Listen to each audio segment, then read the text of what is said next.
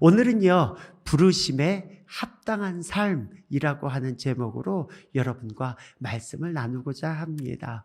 사실은 제가 오랜 동안 금요철야 때 여러분과 함께 말씀을 나누게 되면은 올 해에 하나님 앞에 이 금요 기도회를 놓고 제가 기도할 때 받은 말씀이 있었거든요.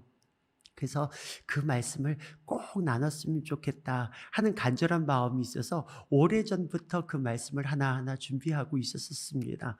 근데 사실은 지난주 이 모임 때요, 같이 늦은 시간까지 같이 기도하는데 하나님께서 문득 뜻하지도 않게 이 말씀을 주시는 거예요. 그러면서 이 말씀을 오늘 나눴으면 하는 하나님의 마음이 있어서 오늘 그래서 그 말씀에 제가 순종하고 여러분들과 이 말씀을 나누게 되었습니다. 제가 이 말씀을 곰곰이 하나님 앞에서 묻고 듣고 따라가면서 있을 때에 이 말씀이 저한테 새롭게 다가오는 것을 경험하게 되었습니다. 여러분이 우리가 함께 지금도 읽은 말씀처럼 택하신 족속이요, 왕같은 제사장들이요, 거룩한 나라요, 그의 소유된 백성. 여러분, 이 이름만 들어도 굉장히 폼나지 않습니까? 그냥 주님이 저희를 너희는 택하신 족속이요, 왕같은 제사장이요, 거룩한 나라, 하나님의 소유된 백성이라고 여러분 한 분 한 분을 이름을 불러가면서 여러분을 초청하실 때 여러분들 기분이 어떠시겠어요? 전 이 고백을 계속 되뇌일 때에 이거 굉장히 폼나는데? 그런 생각이 들었었어요. 그러면서 어쩌면 그렇지, 내가 바로 그런 사람이지 라고 여러분들이 아마 생각하시는 분들도 계시고, 이 말씀은 나를 부르는 것 같지 않은데 하시는 분들도 어쩌면 계실지도 모르겠어요. 여러분, 어쩌면은 이렇게 여러분을 주님이 불러주신다라고 한다면 그런 품격에 어울리는 무슨 비싼 외제차를 탄다던가 대저택에서 호의호식을 하면서 사는 거, 이런 것들이 과연 주님이 저와 여러분들을 부르시는 이 품격에 맞는 삶이라고 여러분 생각하십니까? 아마도 그렇게 생각하시는 분들이 여기 아무도 없을 거라고 생각이 됩니다. 그럼에도 불구하고 이 이름들이 너무너무 화려하게 느껴지는 것은 사실입니다. 근데 여러분, 오늘 우리가 읽은 이 본문 말씀의 내용을 살펴보면은요, 이 베드로전서는 여러분이 이 배경을 아실지 모르겠는데 대략적으로 말씀해 드린다라고 한다면 네로 황제에 의해서 기독교 박해가 본격적으로 시작될 바로 그 무렵에 환난으로 말미암아 흩어져 있는 성도들에게 어떠한 고난과 시험에서도 흔들리지 않고 담대히 믿음과 소망을 지니도록 촉구하기 위해서 사실 베드로는 이 말씀을, 이 서신을 그들에게 보냈었던 것을 보게 됩니다. 굉장히 의미 있는 말씀 아닙니까? 그래서 이 말씀을 제가 묵상하는데 여러분이 잘 아시는 그 찬양이 생각났어요. 때로는 너의 앞에 어려움과 아픔이 있지만 담대하게 주를 바라보는 너의 영혼. 어쩌면 이 찬양을 지으신 분이 이 베드로전서의 그 배경을 알고 꼭 지으신 것 같아요. 분명히 그 당시에 믿는 성도들이 받았던 박해와 핍박, 그것과는 분명 다른 종류의 핍박과 고난이 오늘 우리 가운데 분명히 있을 거예요. 그럼에도 불구하고 이 찬양의 고백처럼 너는 택한 족속이요, 왕같은 제사장이며 거룩한 나라, 하나님의 소유된 백성, 너의 영혼 통해 큰 영광 받으실 하나님을 찬양합니다. 이 놀라운 고백이 오늘 이날 저녁에 우리의 귓가에 들려지는 것 같습니다. 꼭 이 베드로 사도가 저희들에게 귓가에 이 찬양을 불려주는 것 같다는 생각도 들기도 합니다.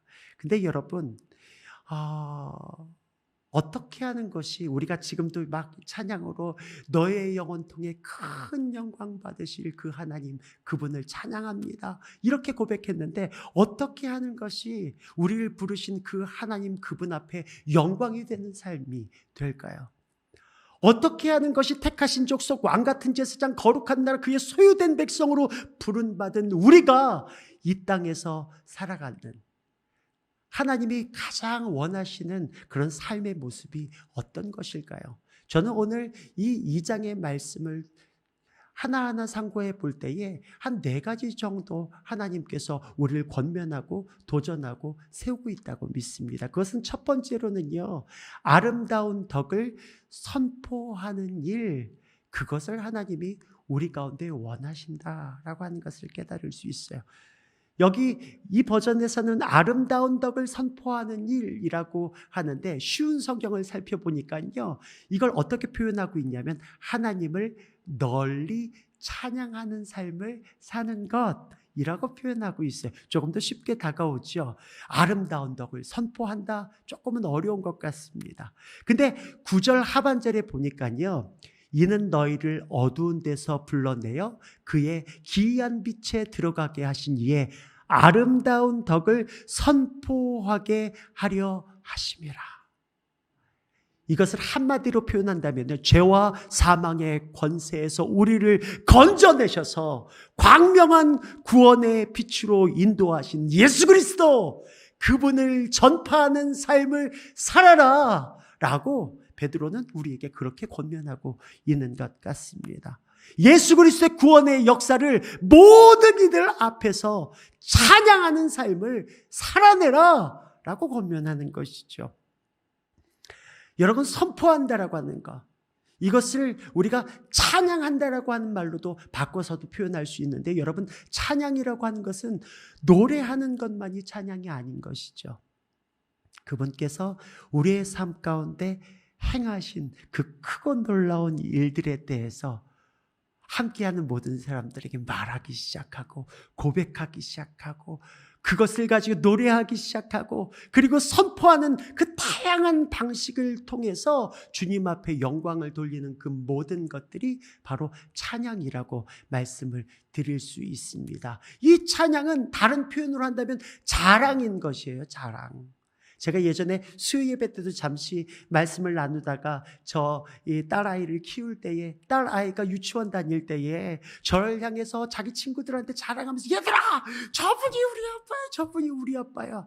여러분, 이게 자랑입니다.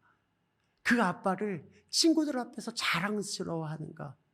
여러분 주님을 그렇게 자랑하고 계십니까? 한글, 이 개혁 성경의 개혁 한글에서는 이 아름다운 덕을 선포하게 하려 하심이라, 이 표현을 이렇게 표현하고 있어요. 아름다운 덕을 선전하게 하심이라. 선전. 요즘은 선전이라는 말 이렇게 많이 쓰지는 않은 것 같아요. 이전에는 우리가 TV를 보다 보면은 TV에서 그 광고 방송 나오잖아요. 그런 것들을 선전이라고 했었거든요. 이렇게 끄떡끄떡 하시는 분들은 뭐 저와 비슷한 세대 이런 거나 아니면 조금 연배가 있으신 분들 같은데, 요즘은 다들 선전이라는 말 잘 안 쓰는 것 같아요. CF라고 하는, 여러분 아십니까? CF는 콩글리시예요. 우리나라에서만 쓰는 말입니다. 다른 데 가가지고 그 CF 대단해 그러면 그게 무슨 말인지 못 알아듣습니다. 어쨌든 근데 제가 이전에 되게 좋아했었던 찬양 중에, 제가 막 CCM 찬양을 많이 듣지는 않는데, 근데 제 마음에 그 가사 한 구절에 확 와닿던 찬양이 있어요. 그것은 창문이라고 하는 찬양이었었는데요. 그 찬양의 가사가 이렇습니다. 우리는 창문, 우리를 통해 세상이 예수를 보내. 우리는 창문, 우리가 창문이 되어서 세상이 예수를 볼 수 있는 방법이 없는데, 그 방법이 있다면 우리가 그들의 창문이 되어서 그 창문 너머에 계시는 예수 그리스도, 세상이 우리를 통해 예수 그리스도를 발견할 수 있도록 하는 창문. 이 말씀이 바로 우리를 그렇게 부르고 계시는 게 아닌가 하는 생각이 듭니다. 어떤 분들은 우리는 예수 그리스도, 그분을 전하는 광고판입니다, 이런 표현들도 쓰더라고요. 맞는 것 같습니다. 여러분, 오늘도 여러분 걸어다니는 광고판으로서의 삶을 살아내셨습니까? 여러분을 딱 보아하니 벌써 예수가 마구마구 드러나는 삶을 여러분 사셨습니까? 여러분, 중요한 것은 저와 여러분들이 어떻게 사느냐에 따라서 하나님 그분이 칭송을 받으실 수도 있고 그분의 얼굴에 먹칠을 할 수도 있다라고 하는 놀라운 사실입니다.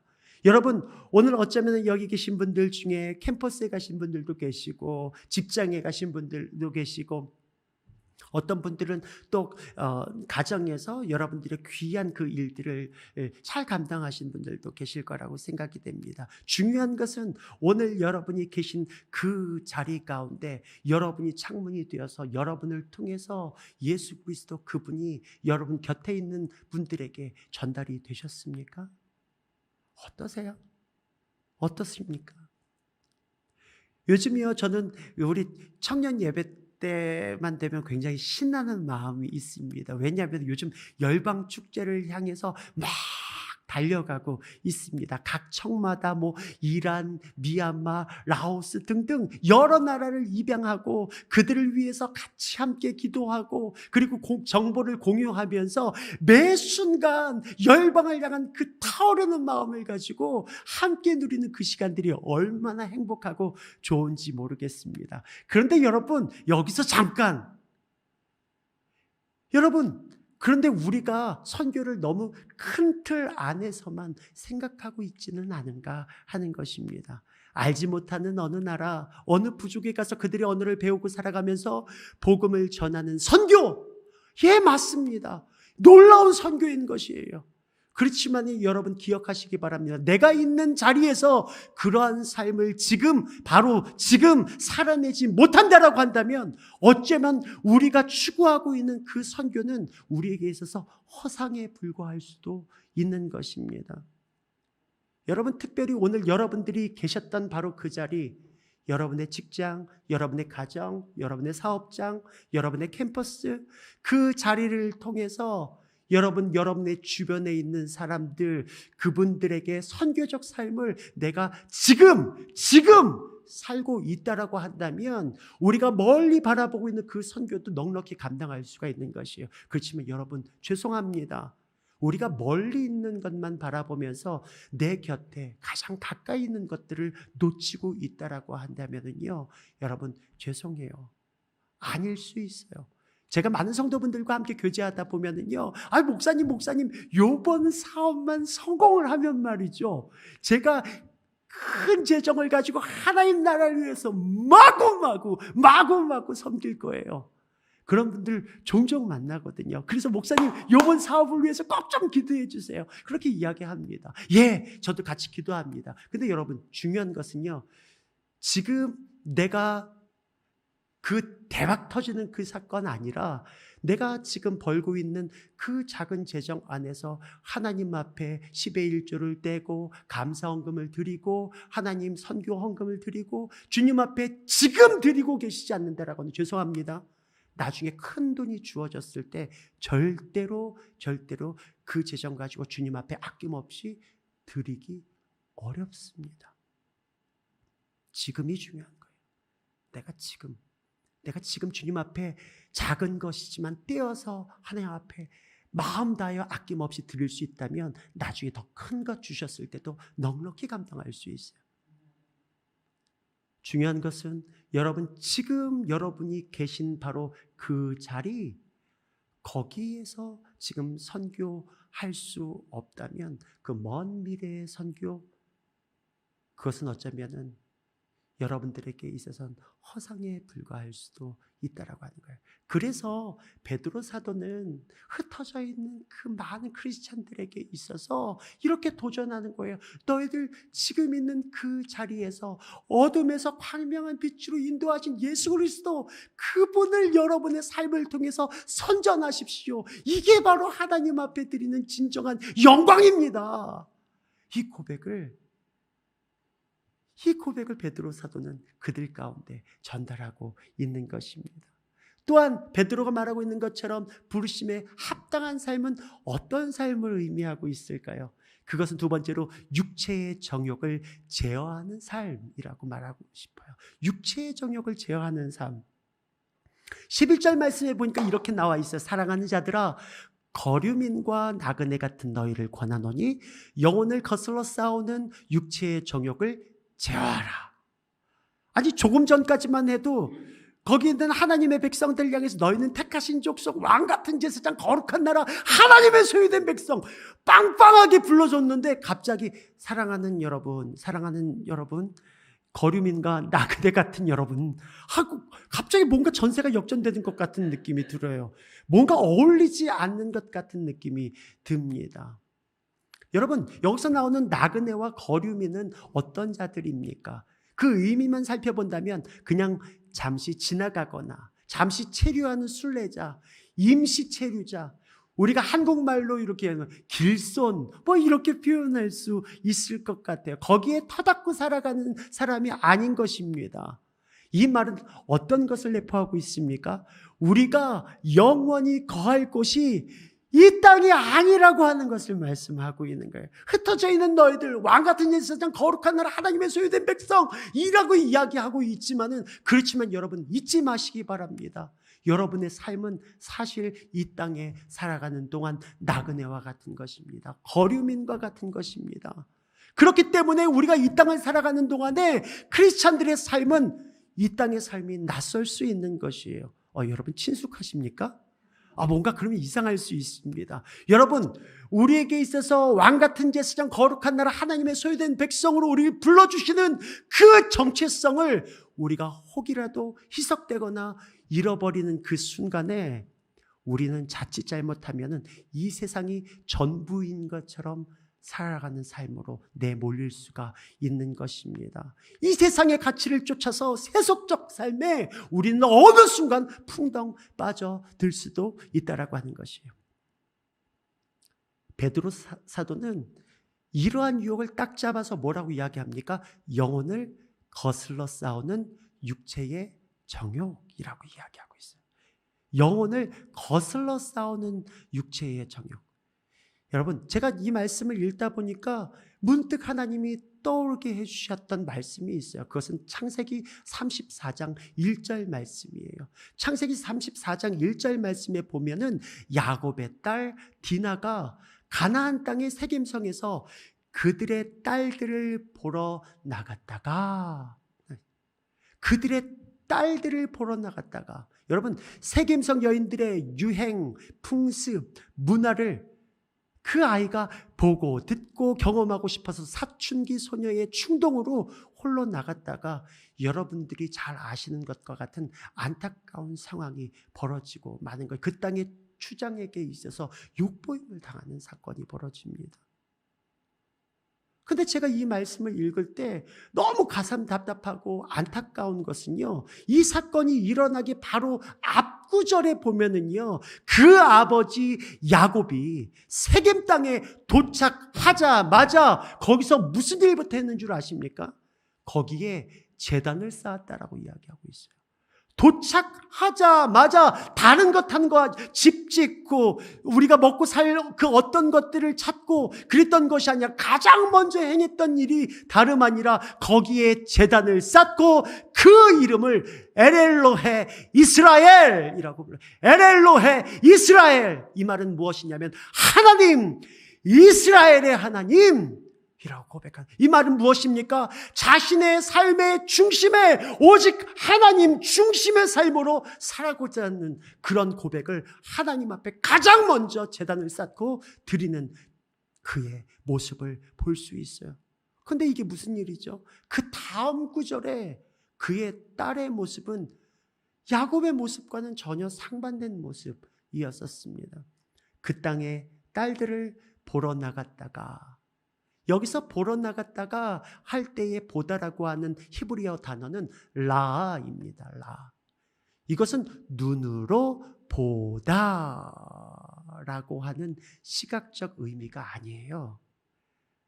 감정의 표현을 보는 것처럼 그렇게 이야기하는 거예요. 그래서 이 말뜻은 오히려 보다라는 것보다 즐긴다의 의미가 있어요.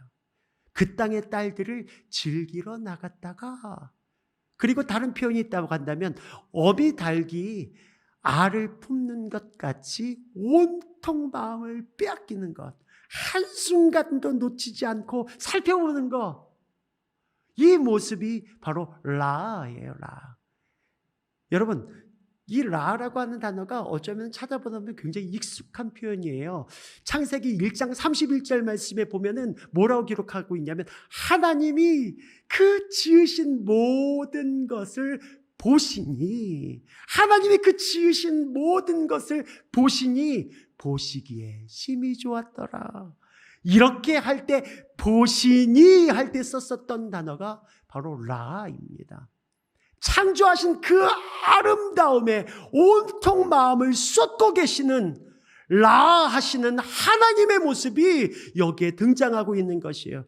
그렇지만 디나는 그 땅의 여인들의 모습, 그들의 유행, 그들의 인간적인 아름다움에 라 했던 것을 보게 되는 것입니다. 여러분, 오늘 하루를 살아가는 동안 여러분은 무엇에 라 하셨습니까? 무엇에 여러분의 마음을 온통 빼앗기고 있었습니까? 온통 그것을 살피느라 내 마음을 완전히 거기에 빼앗긴 그것이 무엇입니까? 여러분, 그것이 하늘에 속한 것입니까? 아니면 육신의 정욕입니까? 여러분, 요한일서 2장 15절에서 17절 말씀에 이렇게 기록하고 있어요. 이 세상이나 세상에 있는 것들을 사랑하지 말라. 누구든지 세상을 사랑하면 아버지의 사랑이 그 안에 있지 아니하니. 이는 세상에 있는 모든 것이 육신의 정욕과 안목의 정욕과 이생의 자랑이니 다 아버지께로부터 온 것이 아니요 세상으로부터 온 것이다. 이 세상도 그 정욕도 지나가되 오직 하나님의 뜻을 행하는 자는 영원히 거하느니라. 여러분 믿으십니까? 여러분, 육신의 정욕 할 때 그 육신은 원어를 살펴보면 단순히 우리 몸뚱아리를 가리키는 것이 아닙니다. 인간의 악한 본성을 의미하고 있어요. 우리 인간의 그 악한 본성.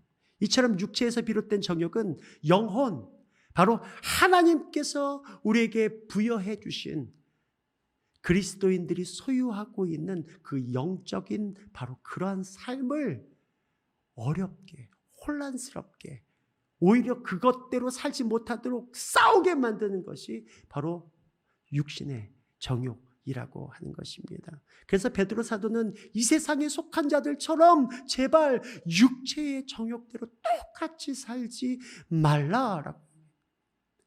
그러면서 그가 어떤 처방을 내립니까? 이방인들 중에서 행실을 선하게 가져서 너희 선한 일을 보고 주님 오실 그날에 하나님 앞에 여러분의 모습을 통해 그들이 하나님 앞에 영광 돌릴 수 있도록 하는 그 놀라운 일에 여러분들이 쓰임 받으십시오 라고 권면하고 있는 것입니다. 우리는 이 세상에 발을 딛고 살지만 육신의 정욕대로 살라고 부르신 것이 아니라고 하는 것이에요. 그래서 하나님 그분이 우리를 바라보실 때에는 택하신 족속, 왕 같은 제사장, 거룩한 나라, 하나님 그분의 소유된 백성들이지만 세상이 우리를 바라볼 때에는요, 저와 여러분들은 나그네요, 거류민일 뿐인 것입니다. 우리가 그런 삶을 살아야 되는, 토착민처럼 살아간다라고 한다면 이미 그 세속에 물들어 네가 난지 내가 누군지 알지 못하는 그런 삶을 살아가게 되는 것이에요. 그래서 택하신 족속, 왕 같은 제사장, 거룩한 나라, 하나님의 소유된 백성인 우리를 향하여서 베드로 사도는 세 번째로 무엇을 이야기하고 있냐면 인간의 모든 제도를 주를 위하여 순종하라 라고 말하고 있는 것이에요. 13절에서 17절 말씀에 보니까요, 이렇게 기록하고 있어요. 인간의 모든 제도를 주를 위하여 순종하되 혹은 위에 있는 왕이나 혹은 그가 악행하는 자를 징벌하고 선행하는 자를 포상하기 위하여 보낸 총독에게 하라. 곧 선행으로 어리석은 사람들의 무식한 말을 막으시는 것이라. 너희는 자유가 있으나 그 자유로 악을 가리는 데 쓰지 말고 오직 하나님의 종과 같이 하라. 그것이 어떤 것이냐면 무사람을 공경하며 형제를 사랑하며 하나님을 두려워하며 왕을 존대하라 라고 말씀하시는 거예요. 인간의 모든 제도를 주를 위하여 순종하라 라고 하는 이 말씀을 우리가 탁 받아 느낄 때에는 악법도 법이니까 그냥 어쨌거나 거기에 순복하고 지키란 말인가, 그 정도로 우리가 이해하기가 쉽습니다. 근데 여러분, 이 성경의 원문을 살펴보면은요, 인간의 모든 제도라고 할 때의 이 제도는요, 크티세이라고 하는 단어가 사용돼요. 그 말은 토대, 창조물이라고 하는 뜻을 담고 있어요. 인간들이 제정한 법과 질서에 대해서 하나님은 크티세이라고 사용하고 있어요. 그 말은 무엇이냐면 인간의 제도들조차도 우리가 스스로 만들어낸 것과 같은, 우리의 이익을 위해서 추구하면서 만들어낸 바로 그러한 제도들조차도 하나님의 주권하에 있다라고 하는 것을 암시하는 거예요. 하나님의 주권. 이건 세상에 속한 것이야 라고 우리가 스스로 생각할 때, 이건 세상의 법이야, 그래서 이거는 되고 이건 안 되고, 그것이 아니라 그 모든 것까지도 주관하시는 그 하나님을 우리가 믿고 신뢰한다라고 한다면, 그런 법조차도 만들도록 허락하신 그분이 계시다라고 하는 그 사실을 우리가 신뢰한다라고 한다면요, 그 모든 상황 안에서 우리는 순종할 수 있다라고 하는 것이에요. 근데 여러분 기억하시기 바랍니다. 이 모든 것에, 인간의 모든 제도를 어떻게 순종하라고 단서를 붙이고 있습니까? 주를 위하여라고 나와 있어요. 주를 위하여. 그 모든 법과 제도 안에 있어서 우리가 끊임없이 추구해야 하는 바탕, 그 기본은 다름 아니라 이것이 주님을 위한 것인가, 여기에 있어서 분별하고 판단해야 한다라고 하는 것입니다. 여러분, 베드로는요, 이 어두운 세상을 향해서 하나님의 거룩한 백성으로서 여러분은 싸우고 쟁취하고 그 제도를 전복시키십시오 라고 이야기하는 것이 아니에요. 여러분, 그래서 제가 좋아하는 이 글을 한 구절 여러분들에게 한번 올려봤었어요. 로핑크라고 하는 분의 글입니다. 그분은 교회를 이렇게 표현하고 있어요. 교회를 대조사회라고 말하고 있어요. 교회는 세상과 구별된 존재 방식을 보여주어야 하며, 세상 질서와 삶의 방식과 대조적인 방식을 가시적으로 보여줄 때 그것이 사회를 향한 가장 강력한 영향력이 된다라고 하는 것이. 교회가 세상 밖으로 나가 세상 구조를 변혁하기를 힘쓰기보다는 도리어 교회의 교회됨을 드러내며 교회의 세상과의 이질성과 특이성을 보여주는 것이 가장 효과적인 대안이라고 이야기하는 거예요. 전복시키는 그 어떤 것이 아니라 교회로서의 본질을 나타내는 것, 바로 그것이 능력이라고 하는 것이죠. 그래서 오늘날처럼 교회의 사회적 영향력이 증가되는 시대에 교회는 사회 전체를 교회화하거나 기독교화하려는 유혹에 빠지게 된다. 그러나 그것은 교회와 세속을 뒤섞는 또 다른 콘스탄틴적 지름길이다라고 이야기하고 있어요. 여러분들이 잘 아시는 것처럼 콘스탄틴 대제 때 어떤 일이 벌어졌습니까? 기독교가 국교가 됐어요. 얼마나 좋아요. 바랬던 일이잖아요. 그 전까지만 해도 얼마나 모진 핍박과 고난과 아픔과 상처가 있었어요. 와, 이제부터 마음껏 자유롭게 하나님을 섬길 수 있고, 하나님을 마음껏 주라 부를 수 있고, 하나님을 마음껏 예배할 수 있어.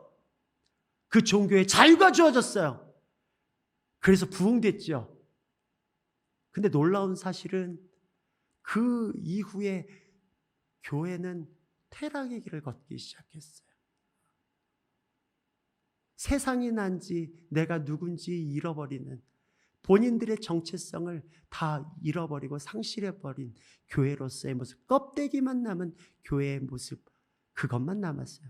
그래서 여기 나와 있는 것처럼 교회의 살 길은 세상 속에서 교회의 영향력을 증대하는 것이 아니라 교회의 교회됨과 교회의 본질을 되살리는 것이다 라고 하는 거예요.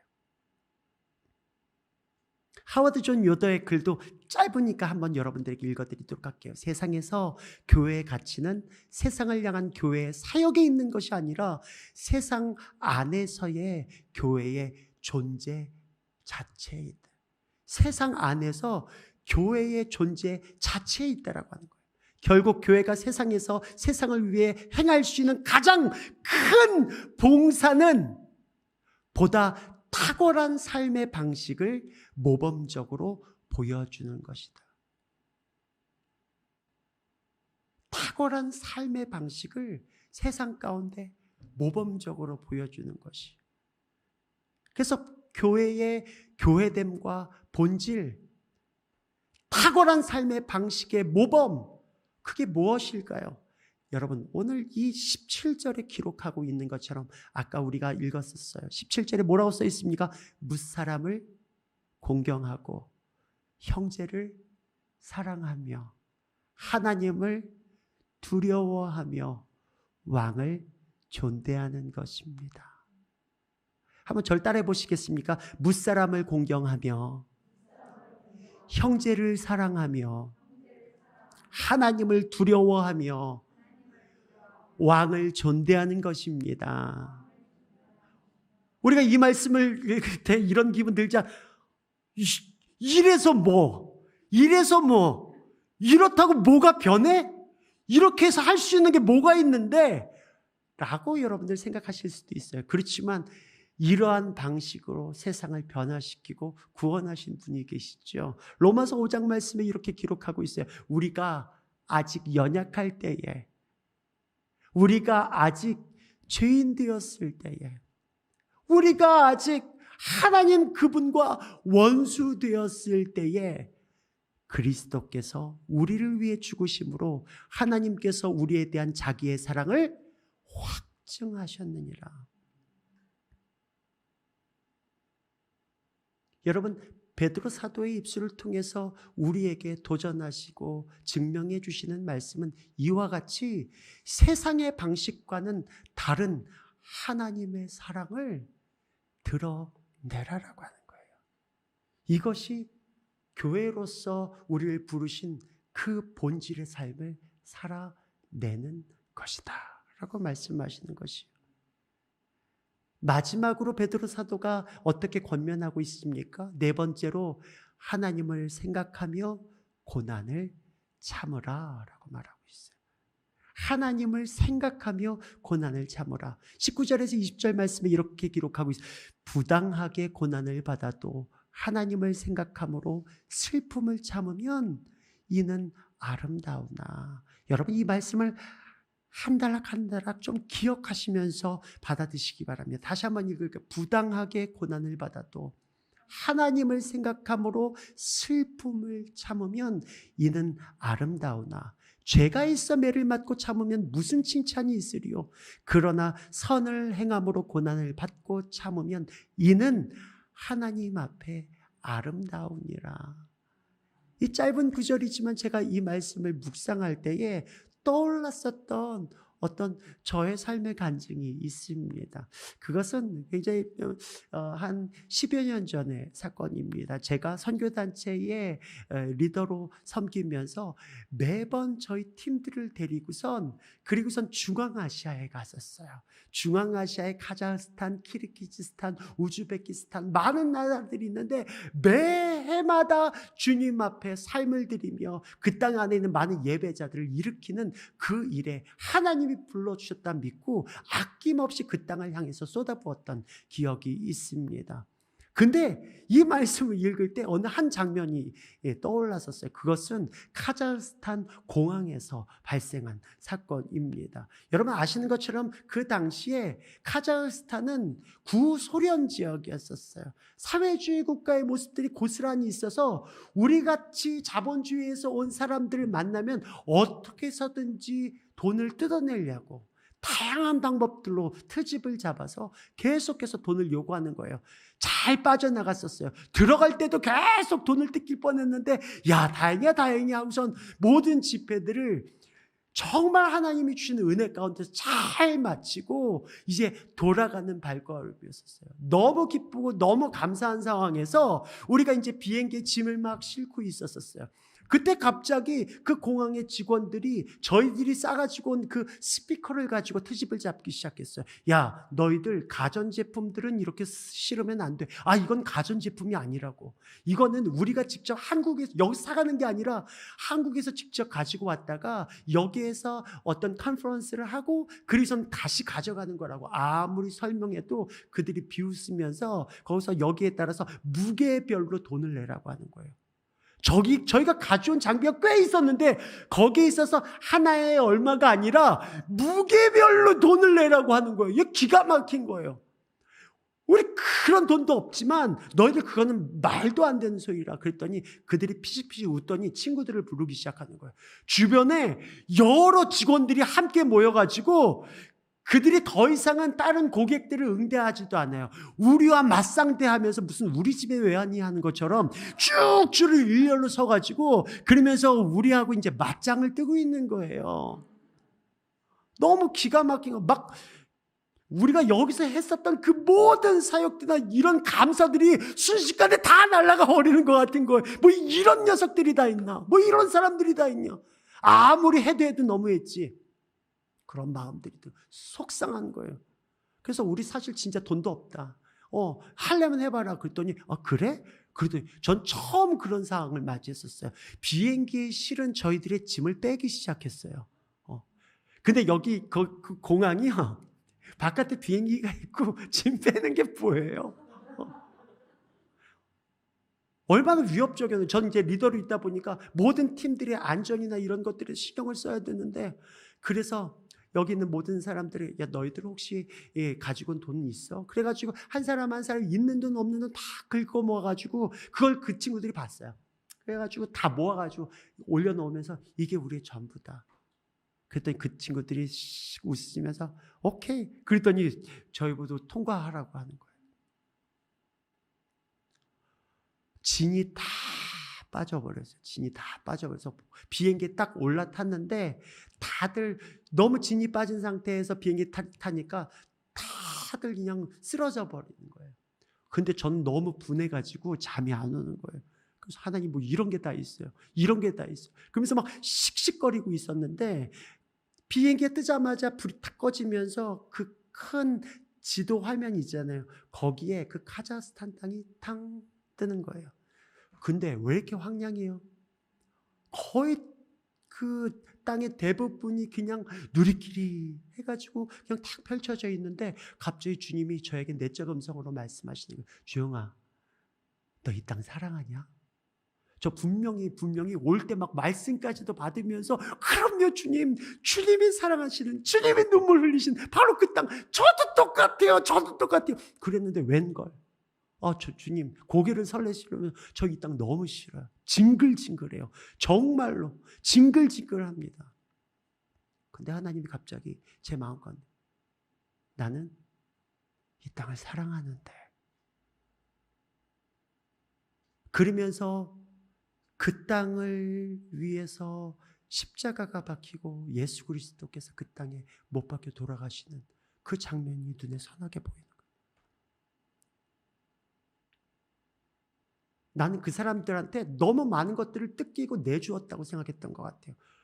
우리가 여기에 쏟은 게 얼만데. 우리 팀들이 막 어떤 친구들은 시험도 안 보고 막 중간고사 건너뛰고 와가지고 얼마나 많은 대가지불을 지고 이 땅에 왔는데 이게 뭔가 했는데 십자가 앞에서는 할 말을 잃었어요. 그 자리에서 제가 얼마나 하나님 앞에 펑펑 눈물을 흘렸는지 모르겠습니다. 오늘날 살아가는 저와 여러분들에게 있어서 이 말씀처럼 부당하게 고난을 받아도 하나님을 생각함으로 슬픔을 참으면 이는 아름답다라고 이야기합니다.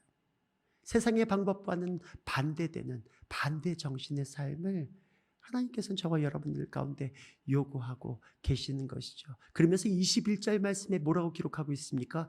이를 위하여 너희가 부르심을 받았으니, 이를 위하여 너희가 부르심을 받았으니 그리스도도 너희를 위하여 고난을 받으사 너희에게 본을 끼쳐 그 자취를 따라오게 하려 하셨느니라. 그 자취를 따라오게 하려 하셨느니라. 그러면서 23절 24절 말씀은 욕을 당하시되 맞대어 욕하지 아니하시고 고난을 당하시되 위협하지 아니하시고 오직 공의로 심판하는 이에게 부탁하시며 친히 나무에 달려 그 몸으로 우리 죄를 담당하셨으니 이는 우리로 죄에 대하여 죽고 의에 대하여 살게 하려 하심이라. 그가 채찍에 맞음으로 너희는 나음을 얻었나니.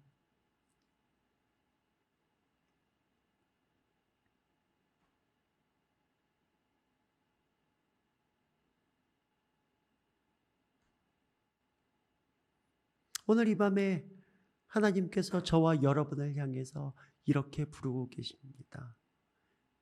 너가 나를 위해서 지금 고난 가운데 있구나. 나를 위해서, 내 영광을 위해서 아낌없이 너의 삶을 쏟아붓고 있구나. 고맙다. 고맙다. 그것이 이 세상을 변화시키는, 그리고 이 세상이 어둠에서 빛으로 나올 수 있게 하는 유일한 방법이다 라고 세상의 방식이 아닌 하나님의 방식을 오늘 이날 저녁에 고난이라고 하는 것을 통해서 우리를 배우게 하시는 것 같습니다. 이 당시에 경험했던 그러한 고난과 물론 비교할 수 없지만 오늘 이 시대를 살아가는 저와 여러분 안에서 여전히 주님은 저와 여러분을 향해서 너희는 택하신 족속, 왕같은 제사장, 거룩한 나라, 하나님의 소유된 백성으로 부르고 계시는 줄 믿습니다. 거류민과 같은 우리의 인생 가운데 오늘도 도전하시는 그 주님의 음성에 이 밤에 우리가 반응하면서 나갔으면 좋겠습니다. 우리 찬양한 곡을 함께 부르고 같이 주님 앞에 기도하는 시간을 갖도록 하시겠습니다.